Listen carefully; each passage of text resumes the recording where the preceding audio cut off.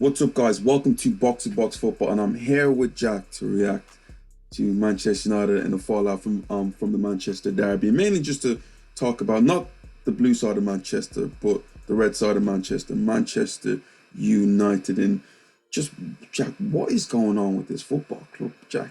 Like you battle fall from grace, and every team has a bad time. Let's not act like that. Liverpool suffered for many years. Chelsea suffered. Man City suffered. Arsenal are suffering right now, and like we're suffering before. But for a team as dominant as Manchester United is, and for the investment that they've put in to try and get back to where they want to be, it just hasn't worked out. And it's just, to me right now, No. just here excuses after excuses after excuses, people not taking responsibility, not only players, not only managers, not only the people in the background, but also fans not taking responsibility. There's so much of this and complaining and whining, right? Yep. I'm just fed up with Manchester United overall, Jack. And not only that, Jack, I'm more fed up with the pundits on like Sky Sports. Since you got Gary Neville, Roy Keane, it's like Manchester United's the divine right to be at the top of the food chains, and I'm like, where do we go with It this? should be their divine right to be there if they didn't make like shitty decisions all the time. Right? Like that I think that's the point. I think you can't have the level of dominance that you've had since 1992, European, domestically, with domestic leagues as well, and then have kind of a fall from grace that's this dramatic. Like James, so what I'd say, James, is we're getting to a point here where it's actually kind of impressive with the amount of money that they have and with the amount of momentum that they have, the global appeal that they have, that they've kind of fallen off this cliff so far. What I would say to you though, and this is kind of where my mind has slowly gone to, Rome wasn't built in a day, right? Rome wasn't built in a day. Sir Alex Ferguson's Manchester United, that dynasty that he created in kind of the contemporary, modern era, that was not done over a couple of seasons. He wasn't handed a 3-year contract and then it was just all figured out, right? It took a long time to get to a point. Now, ever since the Glazers have come in, ever since Sir Alex Ferguson also left the football club, we have seen a slow decline, right? Ed Woodward was in that position as like, I believe, like CEO or chairman or whatever he was doing. It's only happened over the last couple of months, James, that Ralf Rangnick's been brought in and he's going to be kind of like a special advisor, right? And Richard Arnold has taken over in this position in the football club, which was previously occupied by Ed Woodward, who got a lot of criticism. Now, what I mean by that is I think it's way too easy to just judge the manager and whatever the manager who's there does over an 18-month period. I think you do have to take a step back. You have to zoom out. You have to look at the bigger picture. We have to look at the impact of the Glazers. We have to look at the fact that, Manchester United, while they make profits, the money then doesn't get put back into the football club like it may do with other clubs. It gets taken out from the Glazers, who, if I'm not mistaken, had to actually take a loan out to even secure purchase of the club in the first place. So I'm willing to look at Richard Arnold and whatever the management and first team structure is at Manchester United in a couple of years' time. I'm happy to do that zooming out, because this kind of immediate reaction thing that's happening with each manager group and each thing, to me, it's not planning. You know what I mean? It's not something to criticize, because you're criticizing a month after month after month, and that's fine. But I don't think it gets anybody anywhere. I feel like this has been coming for a while, and it's had its ups and it's had its downs. Sure, there's been the odd trophy, or there's been the odd top 4 finish, the odd second place finish. But James, this, like you said, the divine right thing, this is Manchester United. But These guys should be at least top 2 every single year based on what Sir Alex Ferguson achieved and set them up for. but Jack, you said Rome wasn't built in a day, and I feel like Manchester Yeah. United have done their absolute best to try and build, something since Ferguson has left. Yeah, it started off with the David Moyes thing. We know what happened there, but they Do brought you in think Louis Van they've Gaal. done their best? Do Jack, you I think they've done think their best, Jack, James? let me actually break it down for you right now. Yeah. Right, there was a time, especially under Louis Van Gaal, where they broke the transfer record to bring in Angel Di Maria. The year before that, they brought in Juan Mata. They broke the British transfer record to bring in a teenager in in a Luke Shaw. They signed Radamel Falcao, Angel Di Maria. They went for this big approach to sign the top players. That didn't work out. They then go for Jose Mourinho, who's a serial winner, one of the best managers of all time, Jack. Yeah. They then break the not just the English record, but the world record transfer to sign a player like Paul Pogba. They bring in Zlatan Ibrahimovic. I do understand that Mourinho wanted more, but it's not like they didn't try to get Manchester United back to the top. You know, it just happened to be that Man City were just that great, and Manchester United were not at Man City's level. Yeah, they now went into this second phase of bringing in young, exciting English players, signing them for high fees. Your Harry Maguire, your Aaron Wan-Bissaka, your Jadon Sancho's. This notion that the money's not poured back into the football club, to me, is false. Because I do understand that they have revenue, but Jack, how much do you want Manchester United to spend? Jack, Manchester United have spent the most money. But it's not the amount. It's not the amount that's spent. It's where it's spent. You know, and I hate to give this man any credit because most of the time I think he's a bit of a buffoon. But you know, the thing went viral recently. Paul Merson talking about Harry Maguire. Like, yeah, at Leicester City, he plays deep. He wins headers. He runs out from the back. That's fine. But £80 million is spent. You're trying to sign a completely different player. We can talk about his intangibles all you want, but James, just because 80 million was spent, if it's not spent in the right areas or if it's a dumb deal, there's criticism. Just because you spend the money doesn't make it good. You know. But Jack, listen, how the transfers went, I understand. We know we can sit here and even back then we looked at ourselves and said, is Harry Maguire worth that money? Hell to the freaking no. But Manchester United were willing. But Manchester United were willing to pay that price because they believe that is what they need. If they need something, Jack, they will get it. They wanted. They needed Rafael Varane. Like, they got it, but it just hasn't worked out. And I feel what Manchester United need to do right now is to look at what they've caused. They overpaid for Aaron Wan-Bissaka. They overpaid for Harry Maguire. Rip it up again. Yeah, there's no shame in doing that. Rip it up again and start again. You have the money, you have the clout, you are Manchester United. Accept your flaws and move on. That's what they need to do right now. Also, James, I agree with you, especially with a new manager coming in. I do think there is this kind of clean slate thing that they do have to accept. And James, again, I think we've spoken about this in previous videos. There's the sunk cost theory. Right, the idea that if you've given a lot of money, you've given a lot of press, you've given a lot of, you know, positive words from coaches, a lot of, you know, PR, whatever you want to call it, for certain players, you think, oh, we've given so much, we don't want to just move on. The best bet most of the time is to just cut ties. These guys are not Ralf Rangnick players, right? Jack, you know, forget about James, not being Ralf Rangnick players. Go on. No, but just because, trust me, they will have to be somewhat Ralf Rangnick players because of his, you know, his future role at the football club.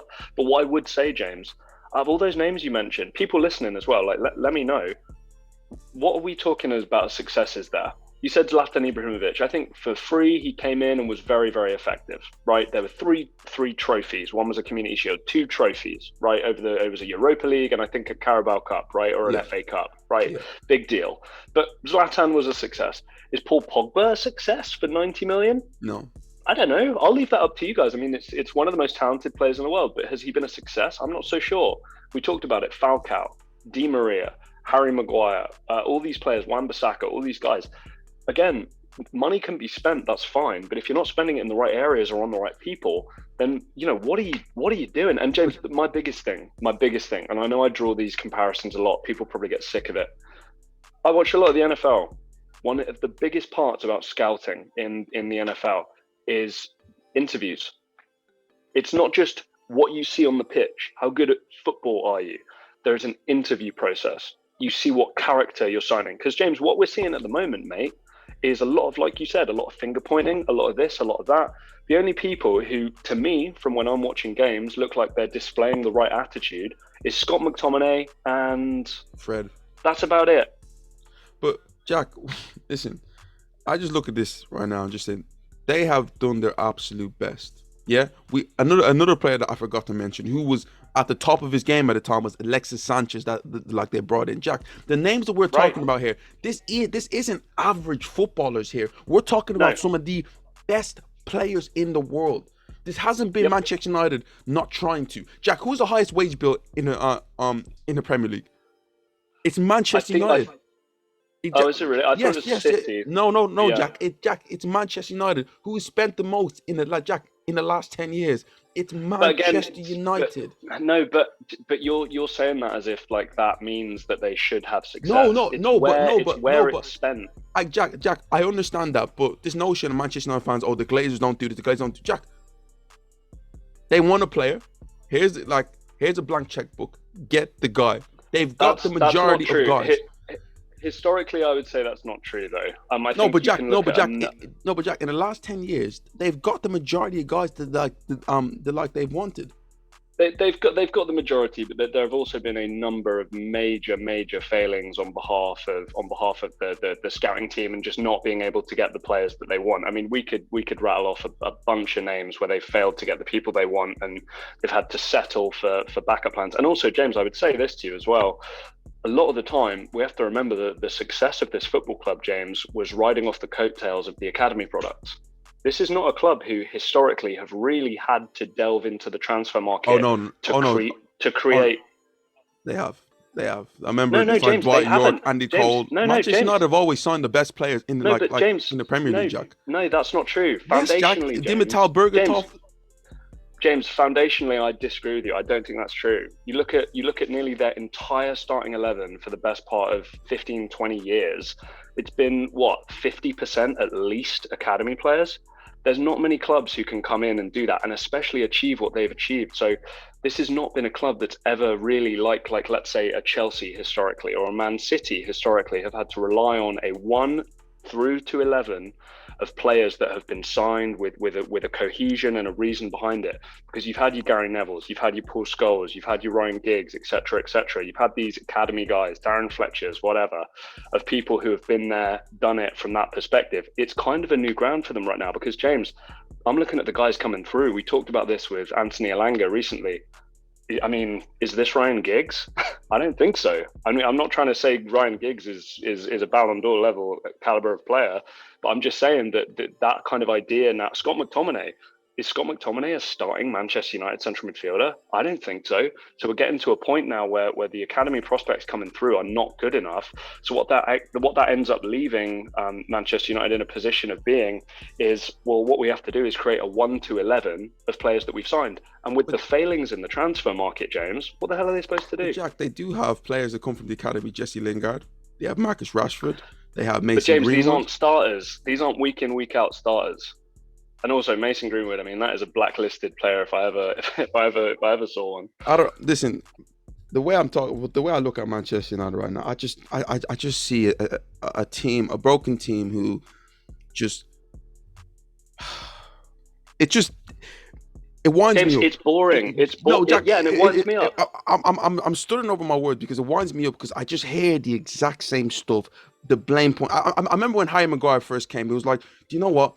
We needed someone like that. I'm happy we got him. This and that, whatever, like that. You know what? I'm happy the Glazers spent the money for him. Now he's a waste of space. He's this. Yep. He's that. I'm like, listen, just give it. Just give it a rest. Where are you standing? Intangibles only get you so far. We can talk about leadership, being a good bloke, the right culture, all this kind of stuff. But if you can't play the position that you're being asked to play very well, and like you said, mate, I'm bored of it too. I get frustrated and angry by it as well because, James, a lot of the times we hear the excuse, right? Then they actually remedy what they say the excuse is, and it's the same problem. Harry Maguire didn't have a good enough partner. They signed Rafael Varane. Still not good enough, right? We need holding midfielders. I think, what did they do? They got Pogba, Matic, whatever. All these like winners, James, winners. Jack, just remember this. Look at the money that they spent on Fred. Like, okay, it's poor decisions, but, you know, like, but it's not like they haven't tried to rectify and try to get themselves to the top. It's just strikers, James. We could go anywhere with this, James. Strikers. Talk about Edison Cavani, Cristiano Ronaldo, Van Persie. I mean, like I said, a lot of the time, anytime you hear that, like, oh, we just need this, usually they get that little thing that they need. And then it's the same stuff. So, Jack, I remember when Mourinho was there. They just needed that little bit of X factor, that little bit of spark. They signed Alexis Sanchez. We all know what happens there. You know. Yep. It's a boring discussion right now. But what I would say, mate, as well, just to kind of sign this off a little bit. The problem is there's no cohesion. There's no cohesion between what they have, what they bring in. It's like there's 20 people in a room, and at random they just pick one person with a completely different idea from everyone else. Go, hey, who do you think we should spend 60 million pounds on? And the person goes, oh, this person. It's like, well, you're not answering a bunch of questions. Why? How much for? What's the But succession plan for this person or that person? And like I said to you at the beginning, Richard Arnold has just taken over as kind of CEO. There's going to be a new manager. Ralf Rangnick's going to be there as a kind of a what do you call it? Like an influencing capacity. The word escapes me. And we'll see, and maybe we'll judge it going forward. But this month on month, week on week assessment of where the club's at, I'm sick of it, James. I'm so bored of it. yeah, They're where they are. We know why. to me, it's like I look at the Manchester United team next season. How many of these players should be in the team? To me, they should get rid of half the squad. And I look at a lot of players there since that they've joined Manchester United. I'm going to ask myself, have they really improved? Luke Shaw, since he's joined Manchester United, has he improved as a football player? No. Wan-Bissaka, no. Harry Maguire, no. I can list off even a great one right now, Marcus Rashford. There's rumors about him maybe wanting to leave Manchester United because of the lack of game times. And I look at it from this point of view, is that this guy has been dropping stinker after stinker after stinker. Now, once I'm hearing him saying, maybe I need to get my form back, instead of saying, oh, maybe I need to leave. How about this? Get on the training field and work and get back to where you were. It's this thing of pointing fingers and all this sort of stuff there that I don't like about football players. And Manchester United are the highest point to that right now. They feel, to me, the players feel better than what they actually are. And listen, Well, James, again, I'm done with the it. biggest